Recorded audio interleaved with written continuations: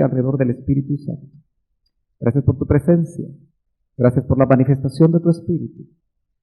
Que sea Él, Señor, el que como Maestro por excelencia use este vaso, Señor, para trasladar esos misterios de tu palabra, que se vuelvan claros a nuestro espíritu. Y de esa manera, Señor, podamos ser edificados, podamos ser liberados, podamos ser bendecidos. En el nombre de Jesús te doy gracias. Amén y amén. Puede tomar su lugar. Es interesante cómo el apóstol se hace partícipe de los sufrimientos de Cristo. Y la pregunta que me viene a mí es, ¿será que esas aflicciones, como dice acá, de Cristo, el apóstol dice, lo que falta de las aflicciones de Cristo?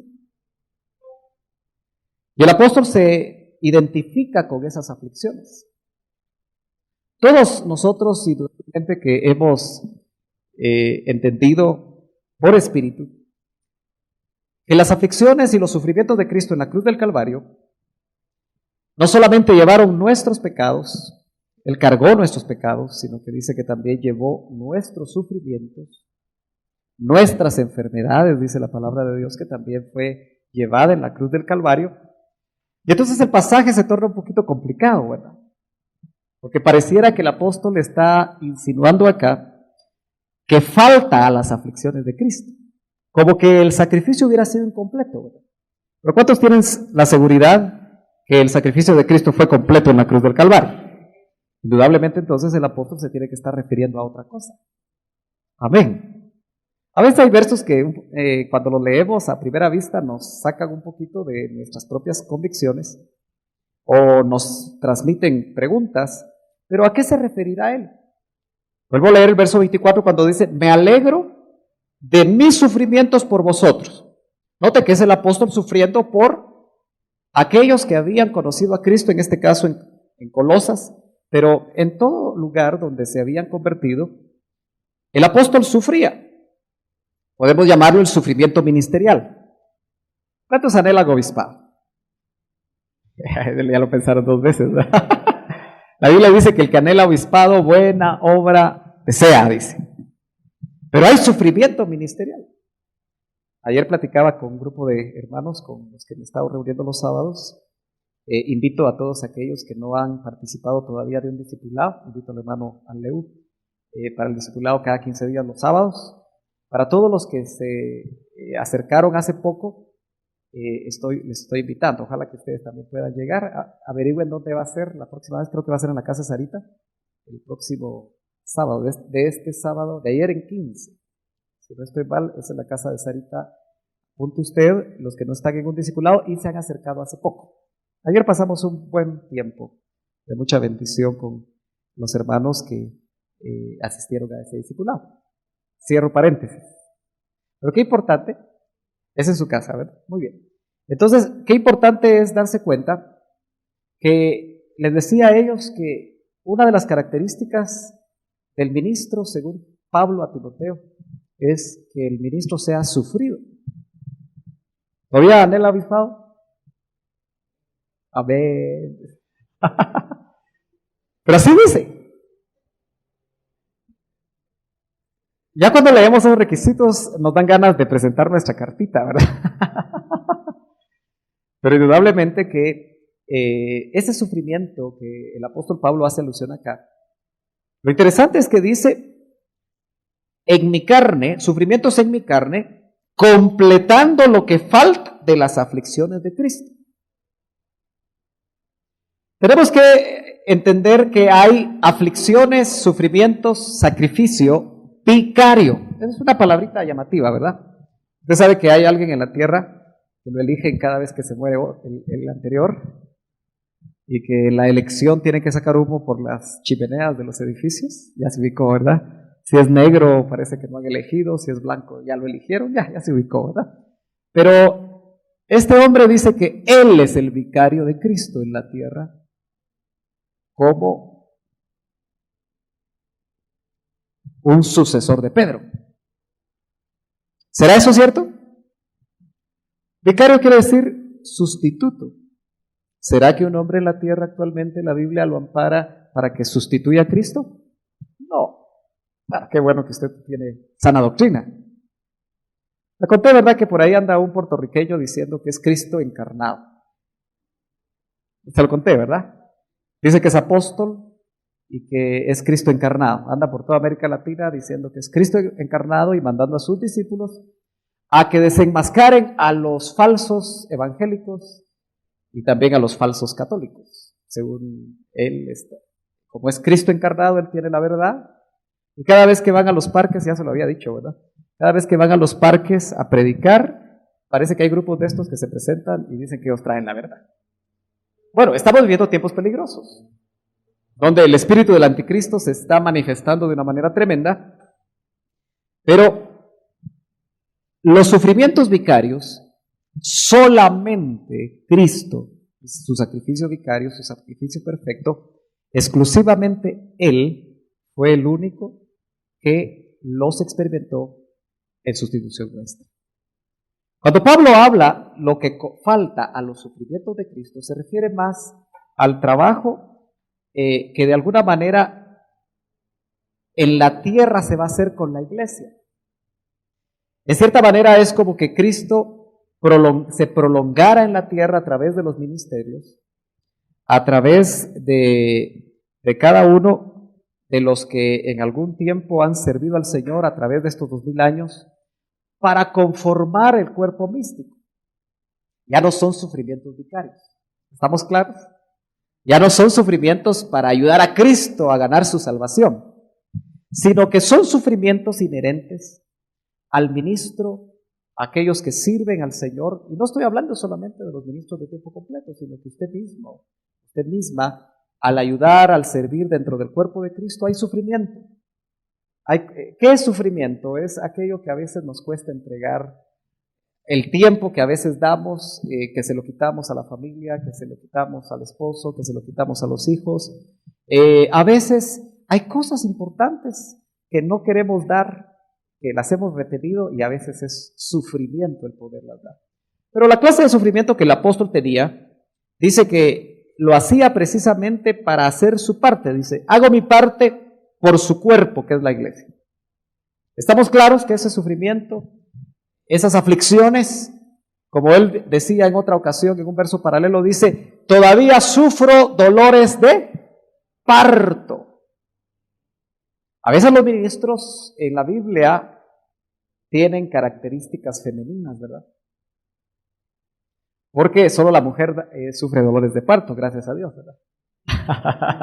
Yo creo que los hombres.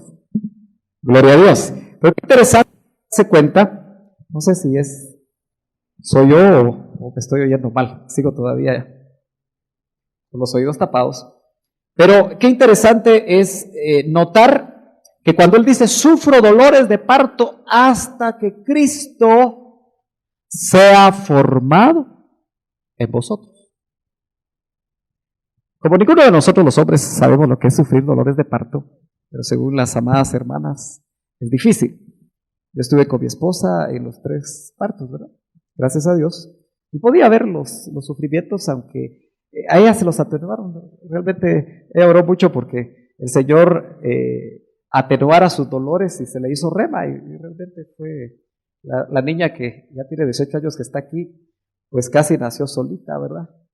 Porque era primeriza, pero ya recuerdo yo que me tocó dar una escuela dominical acá en el IMSS Central, y era sobre las maldiciones de la mujer, o sobre la mujer. Y usted sabe que una de las maldiciones como producto del pecado fue, multiplicaré tus dolores de parto. Pero el centro de la escuela dominical era que en Cristo todas las maldiciones habían sido quitadas, y que incluso si las hermanas tenían fe en lo que Cristo había hecho en la cruz del Calvario, esa multiplicación, porque multiplicación de dolores no es que no haya dolores, aunque la Biblia habla de un parto sin dolor, pero bajo otra línea, ¿verdad? Bajo otro concepto, indudablemente que los dolores podían ser desmultiplicados. Es decir, que el proceso podía revertirse para la que tuviera fe. Bueno, Yari oyó la escuela dominical, creo que estaba embarazada y como primeriza el doctor esperaba 14 horas de labor de parto, ¿verdad? Porque eso es lo que esperan los médicos, ¿verdad? Cuando son primerizas, pero realmente tuvo muy pocas horas y ni siquiera el residente estaba listo porque estaba teniendo una emergencia, un infarto, y ya estaban haciendo ella IC. Ya había sacado su cabecita en la cama porque de 2 de dilatación dilató en media hora a 10, muy rápidamente. Así que yo no me pude ni poner la bata para entrar, porque cuando ya entré ya había nacido. Así que fue muy rápido. Bueno, gloria a Dios por eso, ¿verdad? Tal vez ella no sabe de eso, pero ahora lo supo. Pero qué interesante es que dice la Biblia, de la cual fui hecho ministro. Hago mi parte por su cuerpo. O sea que los ministros somos llamados a hacer nuestra parte por el cuerpo de Cristo, pero acuérdese que en el sentido general todos los que estamos aquí, si ya somos nacidos de nuevo, somos ministros. Porque ministro quiere decir servidor. Así que cuando usted sirve al cuerpo de Cristo, yo me gozo cuando los veo a ustedes servir, fíjense. En serio. Porque cada vez que le toca un turno a uno de los grupos de discipulado, yo los veo a ustedes sirviendo. Y eso me da mucho gozo, porque usted se considera un servidor de Cristo. Y eso le va a permitir a usted mostrar su gratitud delante de Dios. Yo creo que el Señor conoce nuestros corazones y nos mira desde que venimos nos preparamos para venir al templo, aquí a la iglesia que somos nosotros. Él está viendo su disposición. Cuando usted se levanta a las 4 de la mañana, a las 5 de la mañana, depende de dónde viva, ¿verdad? A preparar a los niños, a hacer la comida, a levantar al esposo porque no se quiere levantar porque se quedó viendo partidos de fútbol el sábado en la noche, porque no los pudo ver durante el día. Pero el ánimo, la disposición, yo creo que el Señor la ve. Y creo entender que de acuerdo a su preparación y a su disposición, Él lo bendice. Cuando usted viene al templo, cuando usted viene a gozarse con los que se gozan. Pero Pablo dice que fue hecho ministro de la iglesia conforme a la administración de Dios. Gloria a Dios. No sé qué pasa con el micrófono. ¿Seré yo o será el cable? Bueno, vamos a ver. A veces me peleo yo con los micrófonos, ¿verdad? Pero yo creo que ahí estamos bien. Pero es interesante que dice que fue hecho ministro conforme a la administración de Dios. Y la administración de Dios, esta palabra se puede traducir dispensación también. Es la manera como Dios trabaja con los hombres a través de las diferentes administraciones, las diferentes edades, las diferentes dispensaciones que me fue dada para beneficio vuestro. Otra manera de traducir la versión de las Américas es que Pablo fue hecho un administrador. Fíjese que ese concepto es muy llamativo, porque un ministro, el pastor no es el jefe, ¿verdad? O el apóstol no es el jefe. En una misión, el pastor no es el jefe bajo los conceptos humanos de la congregación local, sino que es un administrador. Y un administrador es el que administra. Solo que la administración de Pablo como apóstol, perito arquitecto de la iglesia, cuando se movió al principio, fue trasladarle a ellos, gloria a Dios, trasladarle a ellos, ya hice bolas aquí, precisamente lo que necesitan. Un administrador lo que hace es que tiene a tiempo todas las cosas que se necesitan. Por eso un ministro de Dios tiene que administrar lo que aquellas personas que están alrededor de él necesitan. Un discipulador debe administrar a las necesidades. En otra forma podríamos decir, puede ministrar a las necesidades de aquellos que están cerca de él. Un padre de familia debe ser un administrador no solo de los recursos de la tierra, sino especialmente de los recursos espirituales para sus hijos, para su esposa.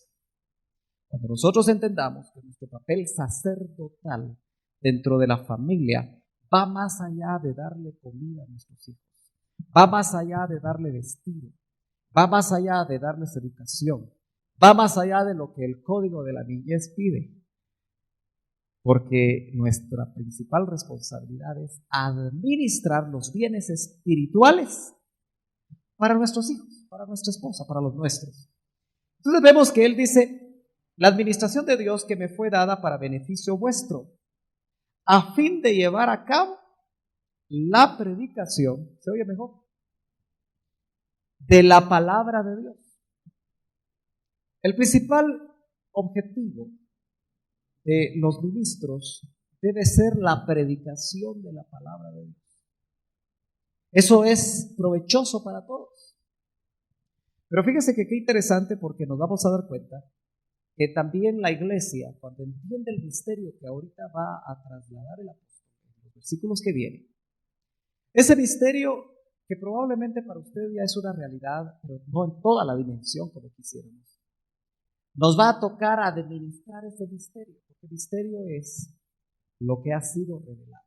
Acuérdese que la palabra que se traduce misterio es apocalipto, tiene que ver con descorrer el velo. Entonces el apóstol Pablo fue un administrador que develaba, corría el velo para que aquellos que lo oían pudieran entender los misterios de Dios. Ahora dice él, es decir, va a explicar el misterio que ha estado oculto desde los siglos y generaciones pasadas. Fíjese que la palabra siglo, esta palabra que nosotros a veces en nuestro español la hacemos sinónimo de un periodo de tiempo de 100 años. Por eso dividimos la historia en siglo I, siglo II, y ahora estamos en el siglo XXI. En la Biblia no es ese concepto tan corto, sino que la palabra siglo puede hablar también de edades. Puede hablar también de edades. Por eso Dios es un Dios de las edades. Entonces cuando dice que estuvo oculto por los siglos, estuvo oculto de las edades. Es un misterio que va mucho más allá de lo que nosotros nos imaginamos. No es que haya estado oculto en los siglos del 10 al 20, sino que habla que estuvo oculto de los diferentes ayones de Dios, las diferentes formas de tratar Dios con los hombres y con seres antes que los hombres. Y entonces nos damos cuenta nosotros que dice, oculto desde los siglos y generaciones pasadas.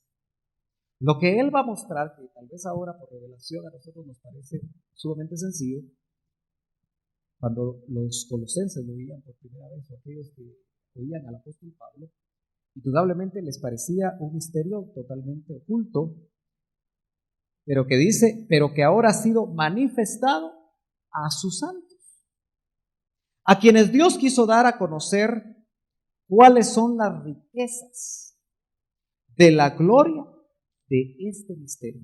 Entonces, el misterio que Pablo va a hablar tiene riquezas. ¿A cuánto les gustan las riquezas? ¿Le gusta a usted la riqueza? ¿Sí?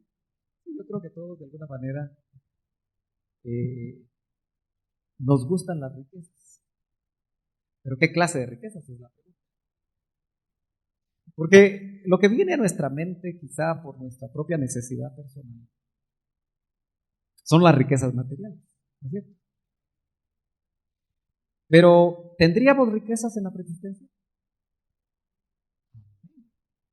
Dice que fuimos sentados en los lugares celestiales en Cristo. ¿Se imagina usted estar sentado en un lugar celestial? Cuando no tenías cuerpo, porque las necesidades de comida son del cuerpo. Las necesidades del vestido son del cuerpo, ¿es cierto? Las necesidades, ¿qué podríamos pensar? En general, todo lo que de alguna manera necesitamos para vivir en la tierra son del cuerpo. Pero las necesidades espirituales son otras. La necesidad más urgente, el hambre del espíritu, es la comunión con Dios, Padre de los espíritus. Yo no sé cómo explicarle esto, pero a mí me vienen ideas cuando predico, me vienen figuras. Entonces trato de ver cómo las trato de explicar y no me es muy fácil a veces. Pero dice que Dios es espíritu. Lo que yo visualizo es como que Dios llenara una esfera. Y la Biblia habla de que nosotros en Cristo vamos a ser insertados en Dios, ¿verdad? Pero haga de caso que todos esos espíritus, nuestros espíritus, al estar sentados en la perfecta comunión, porque esa debe haber sido una perfecta comunión, sentados en lugares celestiales en Cristo. Como que la comunión da, a nivel espiritual, da una unidad. Como que nosotros en eso, al estar sentados en Cristo, se diera un estado espiritual donde somos uno con Él. No sé si me estoy tratando de explicar. Suena raro, ¿verdad? Estoy tratando de explicarle a usted lo que yo estoy tratando de visualizar. Porque es difícil poder entender esa unidad del cuerpo. Lo que nos divide, de cierta manera, a los cristianos, es el cuerpo y el alma. Porque en el alma cada quien dice, cada mente es un mundo. Las emociones de uno no son las emociones de otro, las decisiones de uno no son las decisiones de otro, pero esa parte del ser, del espíritu, indudablemente nos une con el Dios que es espíritu. En otras palabras, tenemos que entender que el espíritu, que es una palabra que tanto en hebreo como en griego se puede traducir soplo o se puede traducir viento, neuma en griego, ¿verdad? Fíjese usted que es de la misma naturaleza de Dios, sin ser Dios. Como que es una extensión, el espíritu, del Dios que es espíritu. Como que esa derivación de esa naturaleza espiritual solo está en perfecta unidad y en perfecta armonía cuando está en comunión con Dios. Ahora, eso es difícil vivirlo en la tierra.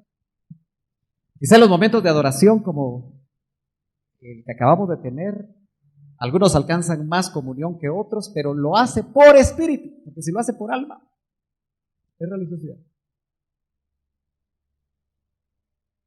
Usted sabe que la música mueve las almas, ¿no es cierto? Sí.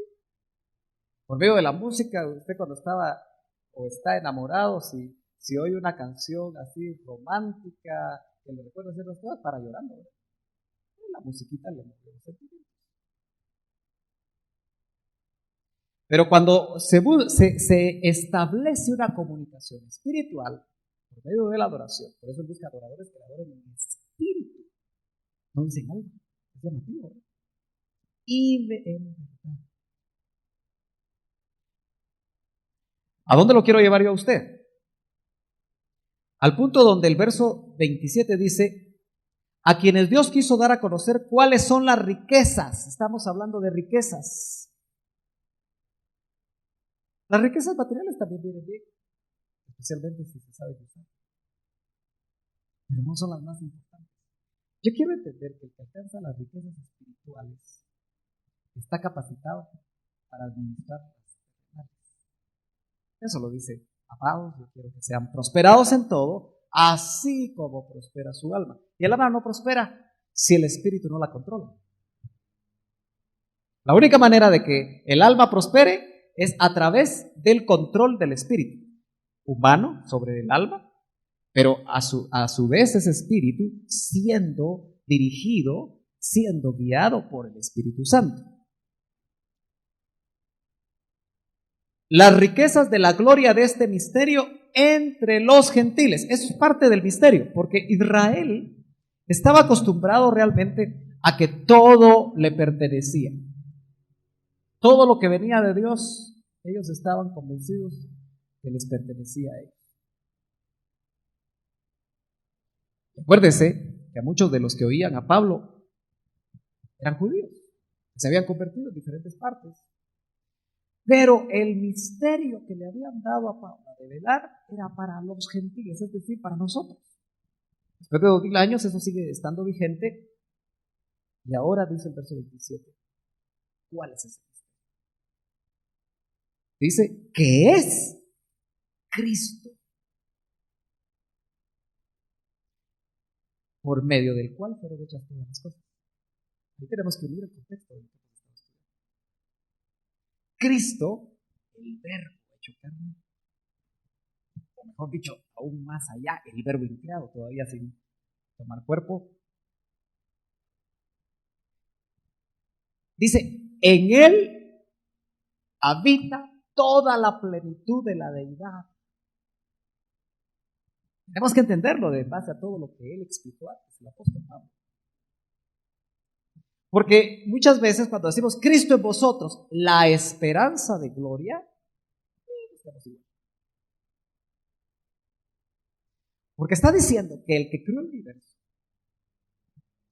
por el cual subsisten todas las cosas, de acuerdo a lo que vimos la última vez, todo lo maravilloso que nos ha dicho, que por medio de él se fueron creados los tronos, los principados, las potestades, todo lo que existe en la jerarquía celeste, sea caída o no caída, todo eso depende de él.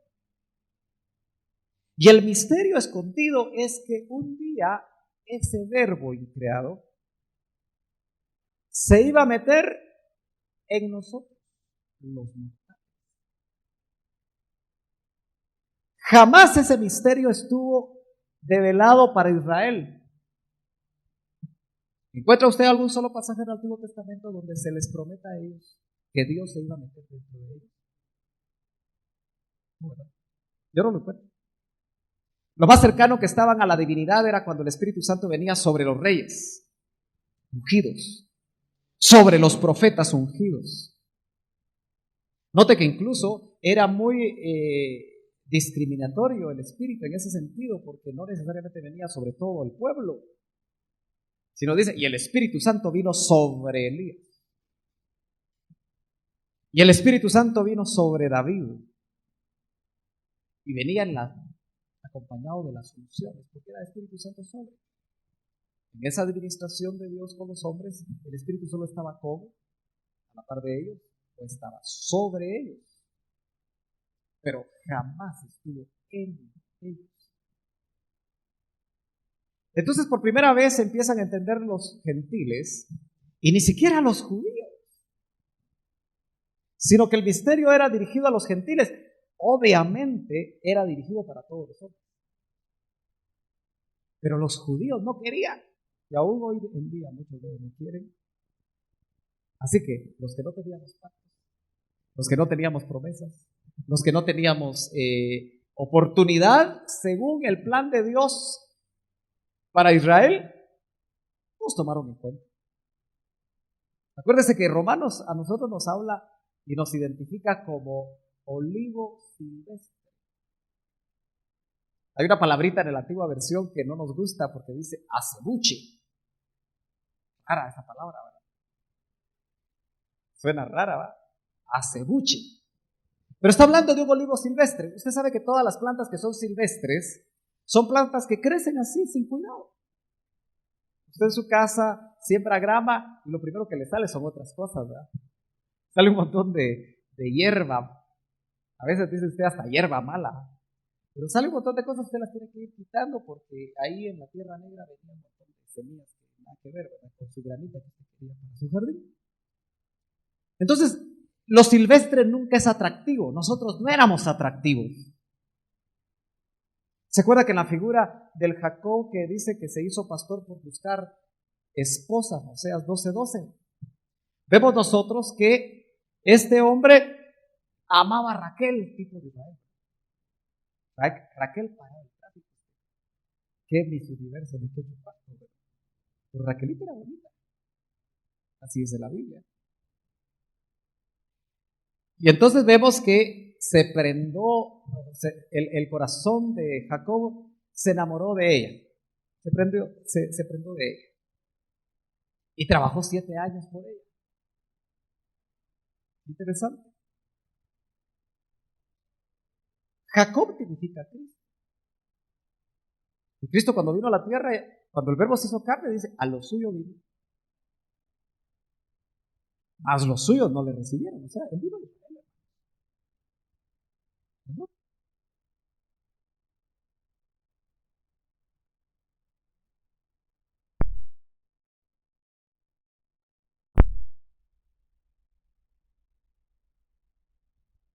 Usted de repente dirá, gracias a Dios que no lo recibieron. Porque yo me pongo a pensar, ¿y si lo hubiera recibido? Indudablemente el misterio que estaba oculto desde los siglos, yo no sé en qué parte de la eternidad pasada el Padre decidió la operación Iglesia. Usted tiene que entender que la operación Iglesia está compuesta solamente por el hombre nuevo. Y el hombre nuevo no tiene nacionalidad. El hombre nuevo no es guatemalteco. El hombre nuevo no es judío. El hombre nuevo no es anglo. El hombre nuevo es uno conforme, creado conforme a la imagen del Hijo. Ese es el misterio maravilloso. Y esos hombres nuevos, por supuesto, esas mujeres nuevas, tienen un misterio dentro de ellos, que Pablo lo define como Cristo, la esperanza de gloria. Hay un pasaje que el Espíritu me está recordando, porque no creo que el diablo recuerde el versículo. Romanos capítulo 2. Fíjese que, déjeme ver si es el 2:20. Déjeme ver dónde está. Roberto me va a ayudar. Dice, a los que perseverando en hacer el bien, buscan gloria, honra e inmortalidad. Yo sé que es Romanos 2. A los que perseverando en hacer el bien, 7 es. 7. Romanos capítulo 2, verso 7. Dice, a los que por la perseverancia en hacer el bien, hermano amado, ¿usted persevera en hacer el bien? Es con usted. ¿Persevera en hacer el bien usted? No va a decir que no. Ya se queda pensando, entonces, ¿en qué está perseverando usted? En hacer el mal. No se me queda así como, ¿será? Yo creo que todos ustedes, si nacieron de nuevo, perseveran en hacer el bien. Que lo hagan, es otra cosa. Que lo hagan todo el tiempo, pues. Pero yo creo que perseveramos en hacer el bien, ¿no es cierto? Porque si hay áreas en nuestra alma oscuras que perseveran en hacer el mal, tenemos que ser libres de eso.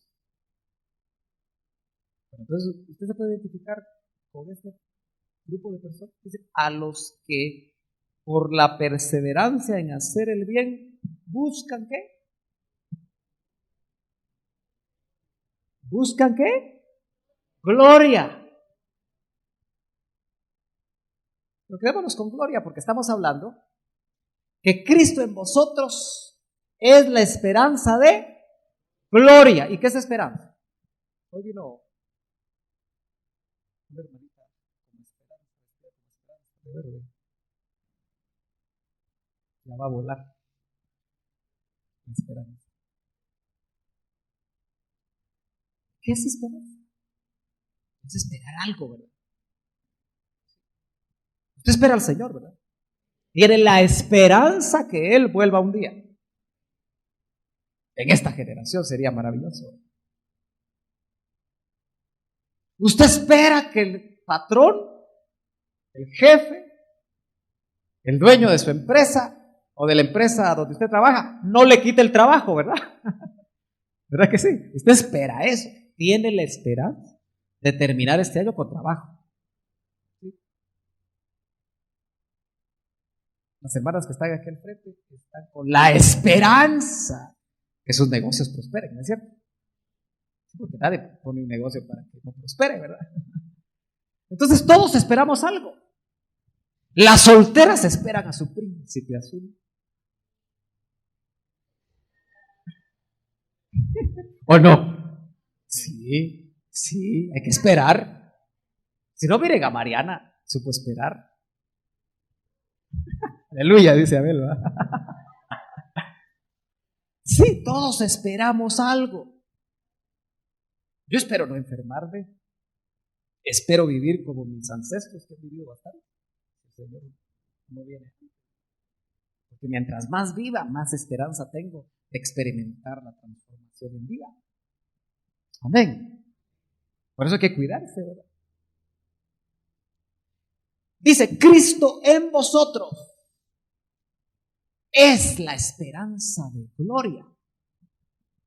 Por este pasaje que yo le estoy mostrando aquí, indica que usted trae un programa para buscar gloria. Mire, a veces tenemos la idea de que nosotros los cristianos tenemos que ser personas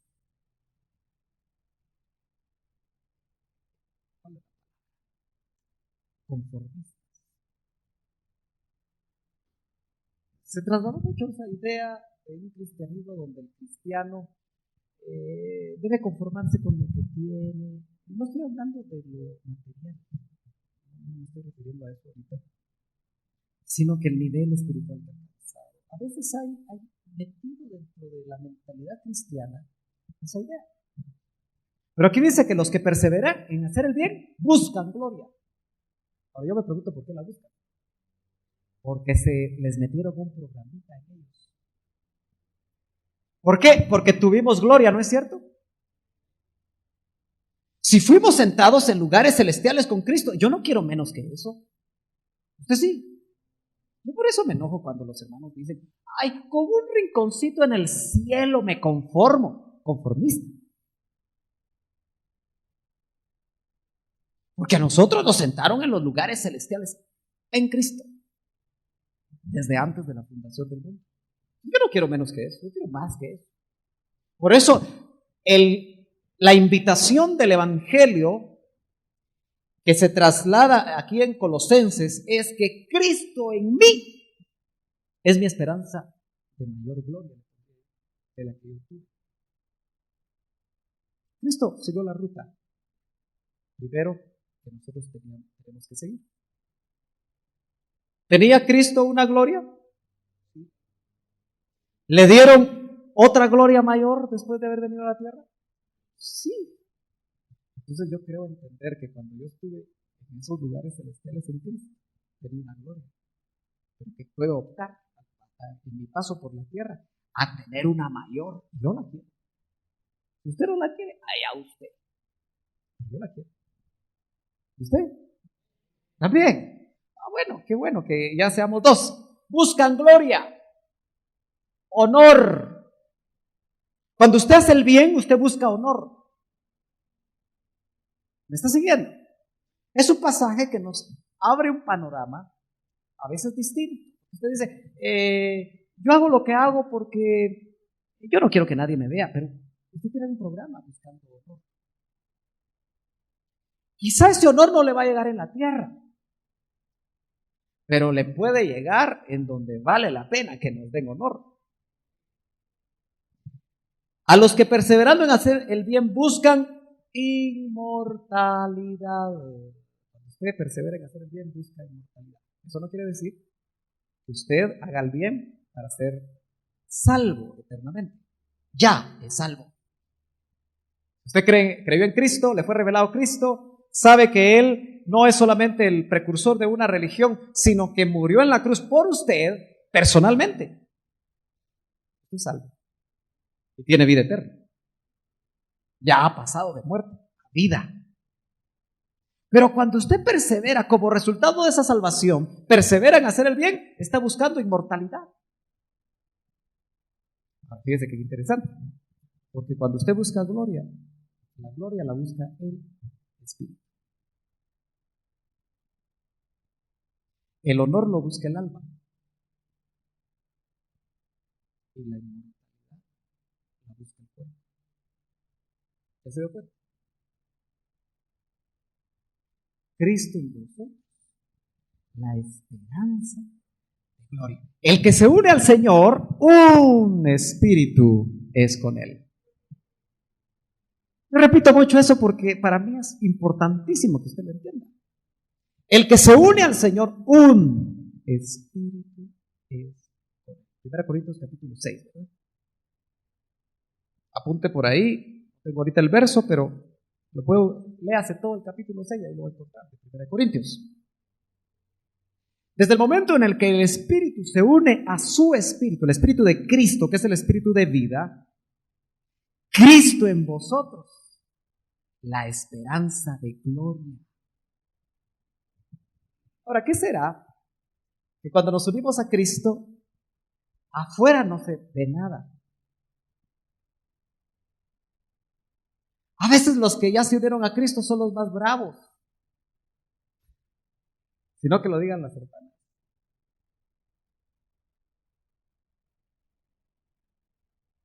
¿Se ha dado cuenta que cuando alguien se convierte y usted lo encuentra a las semanas y no sabe que se convirtió, usted no le ve, no le huele nada raro?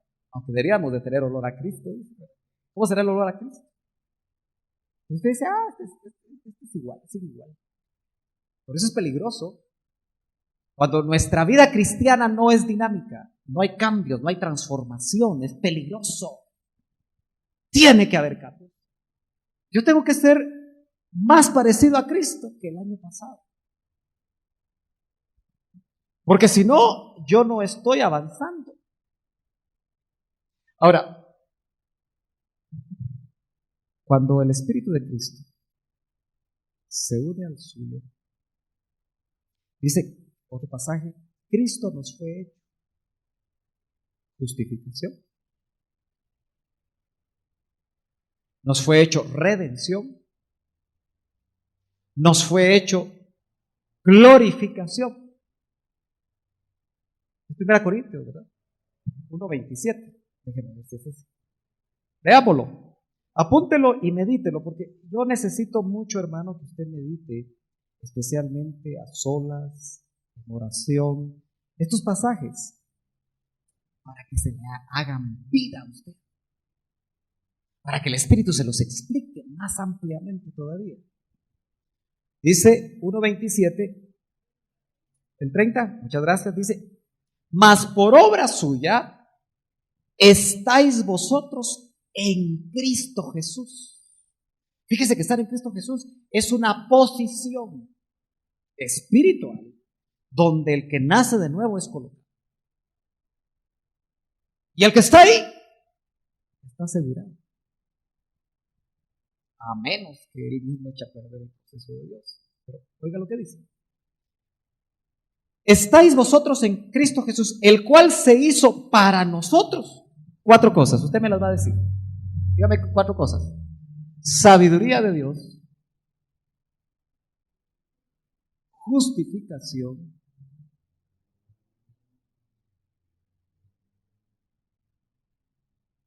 santificación y redención. Hay unas versiones que dice glorificación. No sé si alguien tiene una que diga glorificación.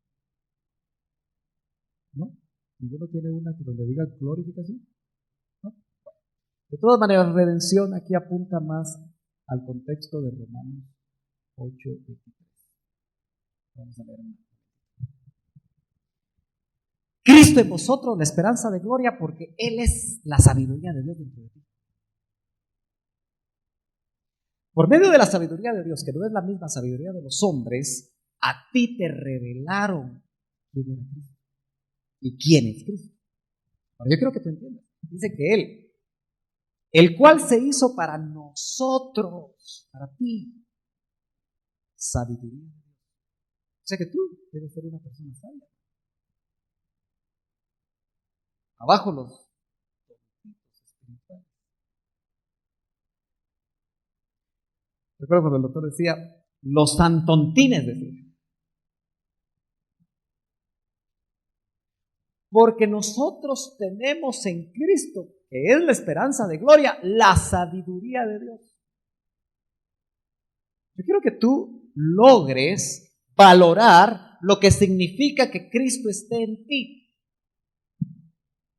Dice, el que busca sabiduría, pídala al Señor. Lo que te quiero decir es que ya está dentro. Lo que tienes tú que permitir es que esa sabiduría fluya. Hay cosas en nosotros que no permiten que la sabiduría de Dios fluya. Y es la sabiduría de este mundo que dice que es satánica. Así lo dice Pablo cuando compara la sabiduría de este mundo con la sabiduría de Dios. Pero Cristo en ti te hace, porque Él se hizo sabiduría de Dios, no solamente para revelarte a Cristo, sino que para revelarte todo lo que Él te va a revelar en la vida cristiana. Entonces en ti está la sabiduría de Dios. Dice que el temor a Jehová es el principio de la sabiduría. Es como que el temor a Jehová activa la sabiduría que está dentro de ti. ¿Cuántas veces has experimentado que en un problema de tu trabajo viene sabiduría de Dios para ti? No vas a creer que eres muy inteligente. Podemos pensar que es que Cristo, ¿se acuerda cuando hablábamos que ese misterio de la cohesión donde células, donde átomos se mantienen unidos por Él? Así dice Colosenses. ¿Se recuerda que lo vimos? Porque en Él todas las cosas permanecen unidas. ¿Crees tú que Él pueda exacerbar tus, ¿cómo se llaman las células de la cabeza? Neuronas. Debe decir algo que dice un pastor, pero suena feo. Las neuronas. ¿Tú sabes que la marihuana, no la vas a fumar, por favor, exacerba las neuronas? Que por eso los estudiantes universitarios fuman marihuana muchas veces. Y no sé qué otro tipo de drogas que exacerban el funcionamiento de las neuronas. Eso sí, después de unos 8 años quedas como tontito. Porque tú sabes que se queman las neuronas. Una vez salió un artículo de Selecciones hablando acerca de eso. Cómo después de 10 años de fumar marihuana, realmente se quemaron una buena parte de las neuronas del cerebro. Ustedes saben que son células que no se reproducen. Ahora, si una cuestión natural, una situación natural hace que las neuronas se exacerben, ¿no crees que algo espiritual lo puede hacer?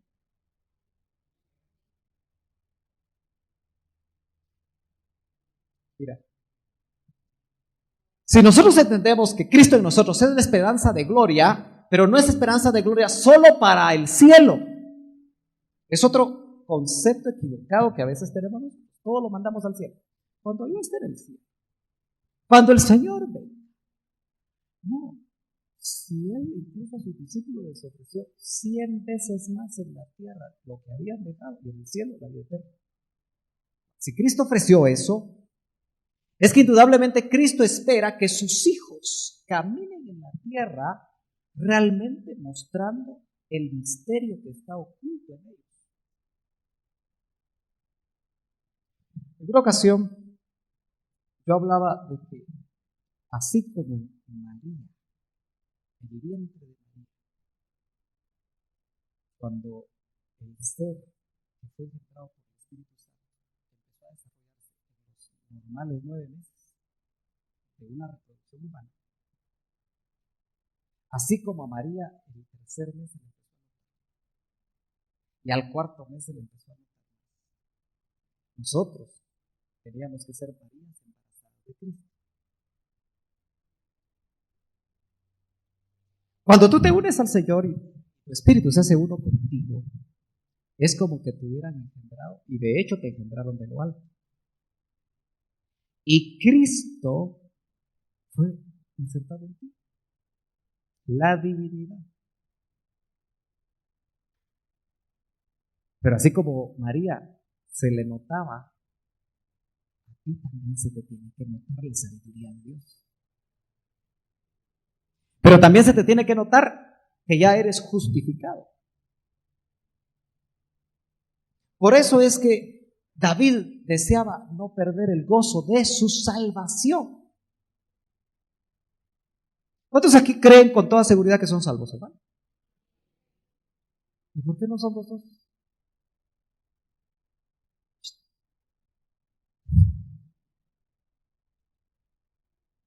Usted significa lo que es el salvo eternamente. No ha logrado entender. Porque si lo entendemos, tenemos que tener el gozo de nuestra salvación. ¿No cree que nosotros deberíamos ser las personas más risueñas? ¿Cómo lo conocen a ustedes en su trabajo? ¿Por qué trabajas con fulano de tal? El logro. ¿O la conocen a usted? Ah, aquella que tiene una sonrisa muy bella, muy especial, que lo hace sentir bien a uno. ¿Cómo cree usted que los inconversos van a querer ser salvos como usted si lo ven siempre triste? Siempre cabizbajo, siempre meditabundo. Cabizbundo, dice el Chavo, ¿verdad? Con una cara de víctima.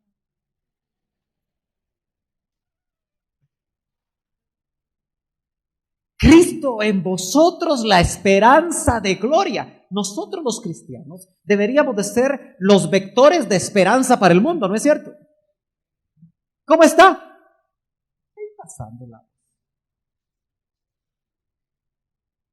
Tampoco le voy a predicar lo que religiosamente decían muchos en las generaciones pasadas. ¡En victoria! No, eso es del diente al labio. No, que se vea que usted, aunque no tiene que comer para mañana, usted tiene la esperanza de que ese Dios en el que usted cree le va a proveer. Aunque usted esté con una enfermedad terminal, usted tiene la esperanza que Él lo puede sanar. Y si no lo sana, mejor porque se va con Él. Y la esperanza de gloria se hace realidad en toda su dimensión. Nosotros en los buses, el que toma buses debería de sentirse la diferencia cuando un cristiano sube a un bus. ¿No cree? Yo sí lo creo, hermano. Debería de sentirse esa diferencia. Cuando usted está en una cola de banco, todos están molestos. No sabe. Le están enseñando. Esas son las colas más largas, ¿verdad? Cuando se da cuenta usted que es uno de los puestos más complicados porque como que cambian mucho de personal y siempre le están enseñando cómo hacer las cosas. Y uno ahí haciendo cola, no se apura. O las cajeras en los supermercados, que también a veces les enseñan. Y no saben los códigos y qué código es ese. Mejor déjelo, le decimos. Ya. ¿Por qué uno reacciona así?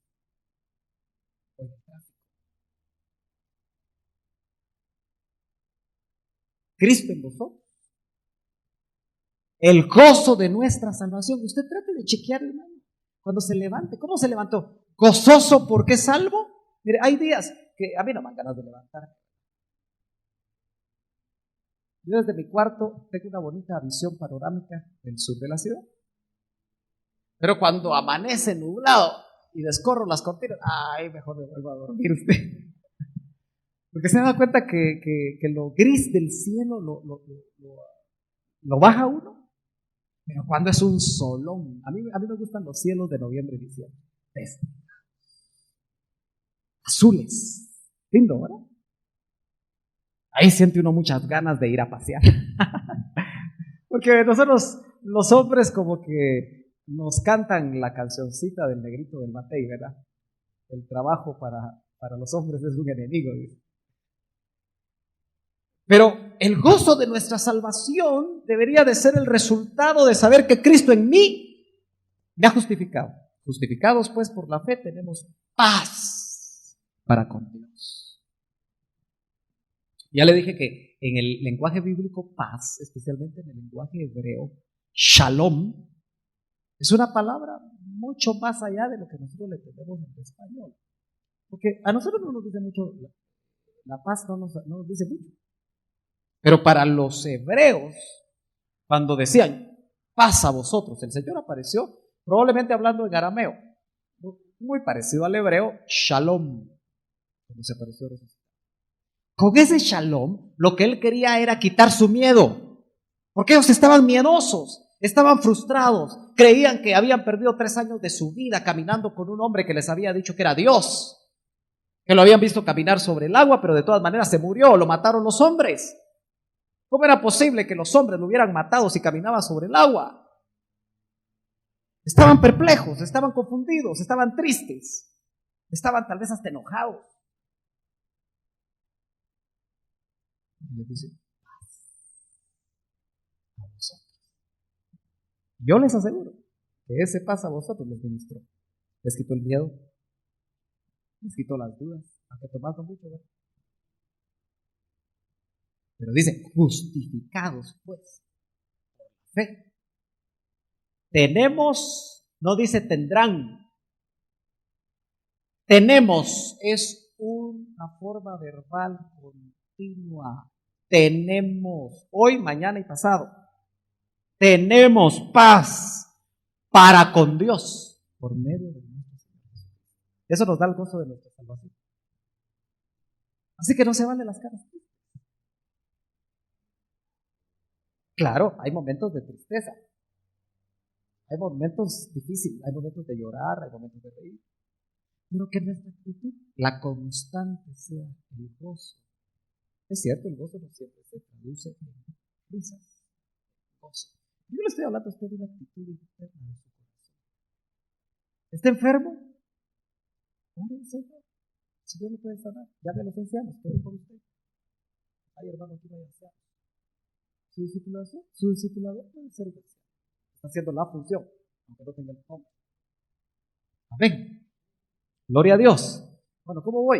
Híjole, ya vamos a terminar. Nos fue hecho santificación.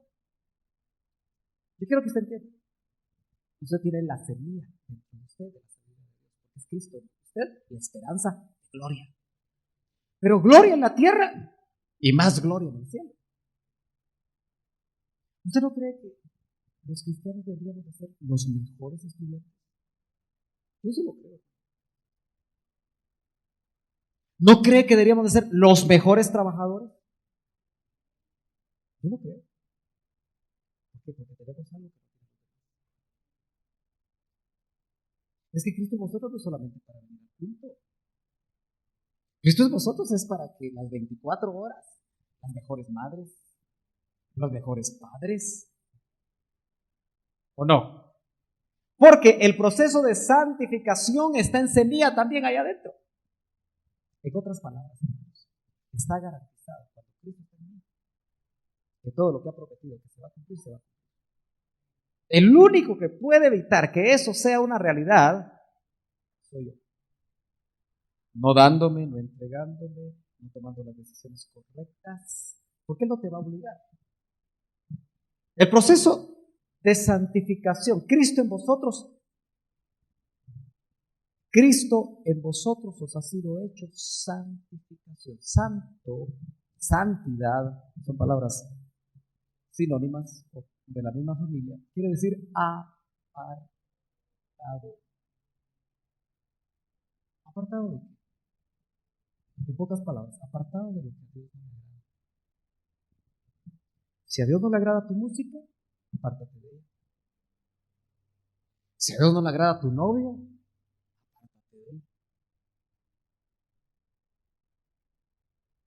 Si a Dios no le agrada a donde asistes en la iglesia, pues no vayas. Si a Dios no le agrada lo que comes, no comas. Es que es una alianza del Espíritu. Porque ahora no es una religión que te va a decir que lo haces y que haces. Yo nunca me voy a parar aquí para decirle a usted, mire hermano, por favor, cortes el pelo. Está peludo. Yo no le voy a decir eso a usted. Usted tiene Espíritu Santo. Hermanita, por favor, bájese la falda. Yo no le voy a decir eso tampoco. El Espíritu se lo va a decir a usted. Por eso Cristo dijo una vez, el que tiene el Espíritu de Dios sabe cómo vestirse. Y así en todas las cosas.